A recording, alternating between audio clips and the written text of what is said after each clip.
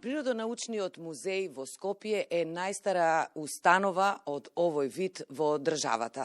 Во 2026 година ќе одбележи 100 години од основањето. Овдека сме во овој музеј и да прикажеме со што располага, каква е посетеноста и да ги упатиме оние што не биле да дојдат секако и да го посетат.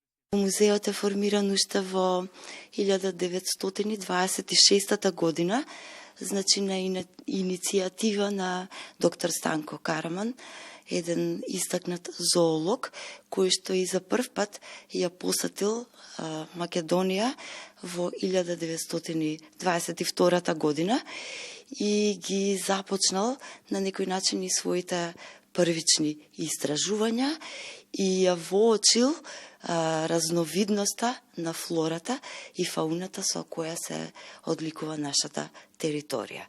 Значи, Станко Караман и официјално, практично на негова иницијатива, на 26. октомври 1926 година е формиран овој музеј.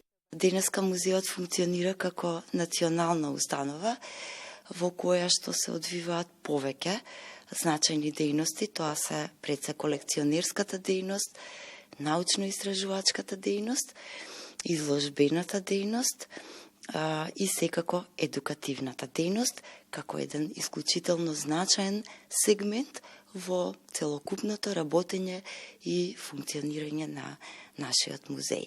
Имаме ли ние култура на доаѓање, на посета на музеите воопшто? Таа едукативна дејност години веќе наназад се реализира преку бројни едукативни работилници, понатаму предавања, презентации кои најчесто и резултираат со едукативни изложби, кои што се токму насочени за најмалата возраст, значи оние дечиња од предучилишна возраст, од градинките, понатаму учениците од основните училишта, средните училишта, но и студентите од сродните факултети.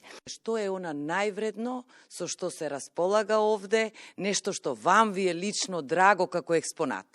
Тоа е секако палеонтолошката изложба, каде што ќе можат да видат оригинални примероци од фосилна фауна, значи една група на животни кои што пред неколку милиони години живееле тука на територијата на Македонија.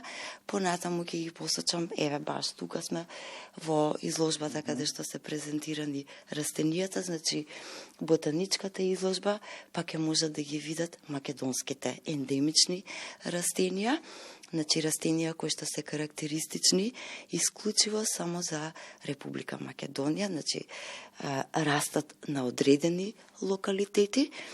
Понатаму тука е ентомолошката изложба, па ќе можат да ја видат една од најубавите пеперуги во Македонија, тоа е Аполоновата пеперутка, Охридската пастрмка од групата на птици грабливки, тоа се мршојатците, 4 вида мршојатци, нели, кои што се исклучително важни птици кога станува збор за природата, заради тоа што се на некој начин чистачи на природата, и тоа црниот, брадестиот, белоглавиот и египетскиот мршојадец, и посебен впечаток кај посетителите оставаат бројните диорами, преку кој што на еден автентичен начин се презентирани природни живеалишта од различни видови на растенија и животни, карактеристични за Република Македонија.